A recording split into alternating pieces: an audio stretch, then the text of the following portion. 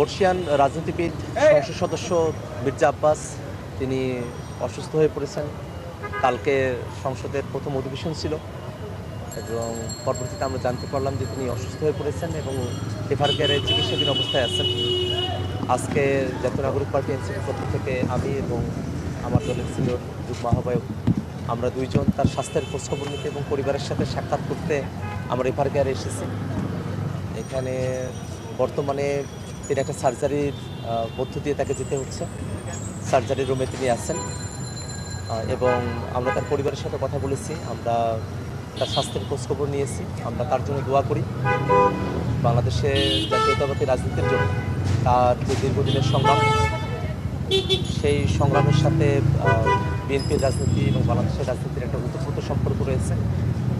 আমরা তার জন্য দোয়া করি যে তিনি খুব দ্রুত সুস্থ হবেন, তিনি সুস্থ হয়ে আমাদের মাঝে ফিরে আসবেন এবং আমি নিজেও যেহেতু একজন সংসদ সদস্য, তিনি একজন সংসদ সদস্য হিসেবে সংসদে তার সাথে আমাদের একটা পারস্পরিক ইন্টারাকশন হবে এবং তিনি সুস্থ হয়ে নতুন করে দেশের জন্য সংসদে তিনি কাজ করতে পারবেন, তার পার্টির জন্য কাজ করতে পারবেন, এই আশাবাদ আমরা রাখছি।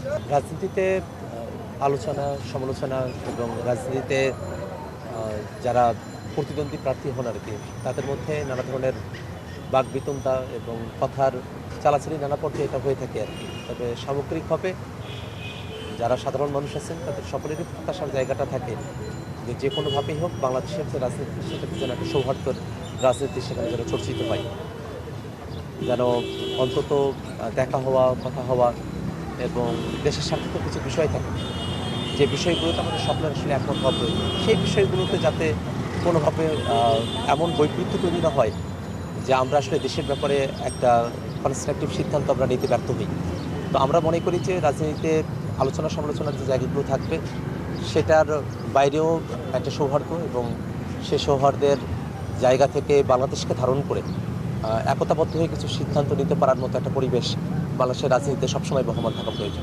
এই রাজনৈতিক সৌহার্দ্য তারা চর্চা করে বা চেষ্টা করে। জাতীয় নাগরিক পার্টি এনসিপি বাংলাদেশে যতগুলো এখন ফেসিবাদ বিরোধী রাজনৈতিক শক্তি আছে, আমরা সকলের সঙ্গেই একটা আন্তরিকতার সম্পর্ক আমরা বোধ করি।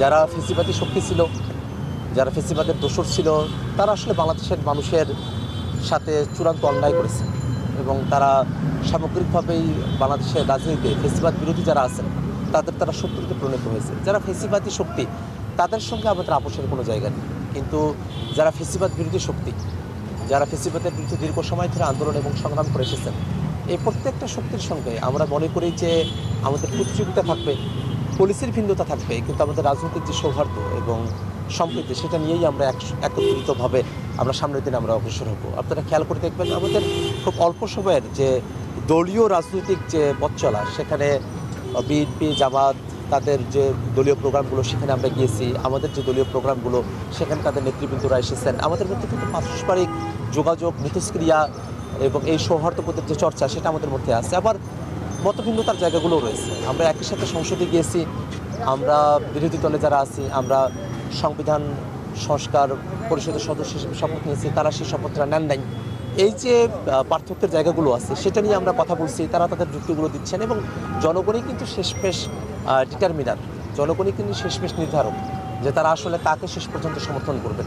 কিন্তু এটা যেন কোনোভাবেই হাসিনার রাজনীতির মতো না হয়ে যায়, যে হাসিনা যেভাবে সবাইকে আদারিং করে দিয়েছিল, সবাইকে একেবারে মানবিক মর্যাদা থেকে দূর করে দিয়েছিল, একেবারে উন্মানুষে পরিণত করেছিল, কোনো রাজনৈতিক অধিকার দিতে চায় নাই, এরকম পরিবেশ যেন বাংলাদেশের রাজনীতিতে সামনের দিন আর তৈরি না হয়, সেই জন্য জাতীয় নাগরিক পার্টি আমাদের যে ভূমিকা সেই ভূমিকা আমরা পালন করে যাবো ইনশাআল্লাহ।